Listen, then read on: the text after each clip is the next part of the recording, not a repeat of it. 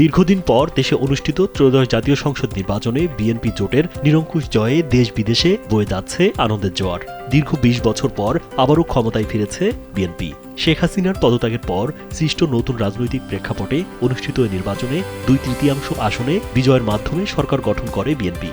বিজয়ের আনন্দে ইতালি বিএনপির নেতারা সোমবার ছুটে যান রোমে অবস্থিত বাংলাদেশ দূতাবাসে। সেখানে রোম দূতাবাসের রাষ্ট্রদূত সহ কর্মকর্তাদের ফুল দিয়ে শুভেচ্ছা জানান তারা। পরে মতবিনিময় সভা অনুষ্ঠিত হয়। সভায় বিএনপির নেতাকর্মীরা বাংলাদেশ দূতাবাসকে ধন্যবাদ জানান এবং আগামী দিনে দূতাবাসের সঙ্গে সমন্বয় করে প্রবাসীদের কল্যাণে কাজ করার প্রত্যয় ব্যক্ত করেন। যতটুকু পরিষেবা আমরা পাইছি, যদি যতটুকু সম্ভব হয়, স্যারকে আমি সবসময় দিচ্ছি এবং তার সাথে যেই দলটা কাজ করতেছে সবসময় এই পরিষেবাগুলো দেওয়ার জন্য তারা সবসময়ই করতেছে।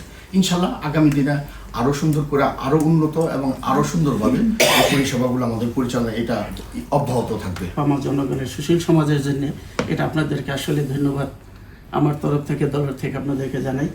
এবং ভবিষ্যতে যাতে আমরা সুন্দরভাবে, আপনারা আমাদের ইতালিতে যারা বসবাস করি সবাই অভিভাবক আপনারা। আমাদের এই বিজয়ের সাথে আপনি সংস্কৃততা হয়েছে, আপনি বাংলাদেশের রাষ্ট্রদূত, আপনি কিন্তু সকলের, শুধু যে জাতীয়বাদী দলের তা না। দেশকে রক্ষা করা আমাদের দায়িত্ব, সেই সাথে আমরা যারা প্রবাসী বাংলাদেশি আমাদের দায়িত্ব কিন্তু এদেশের এমবাসিকে রক্ষা করা এবং তার সাথে কাঁধে কাঁধ মিলিয়ে কাজ করা। 2026-এর যে ইলেকশন, সেটা আমাদের জাতীয় জীবনের একটা মাইল ফলক ঘটনা। এখানে একটি শান্তিপূর্ণ নির্বাচন হয়েছে এবং এই নির্বাচনের মাধ্যমে আমাদের জনগণের আশা আকাঙ্ক্ষার মতামতের প্রতিফলন হয়েছে। দূতাবাসগুলো এগুলো অ্যাপ্রিসিয়েট করেছে।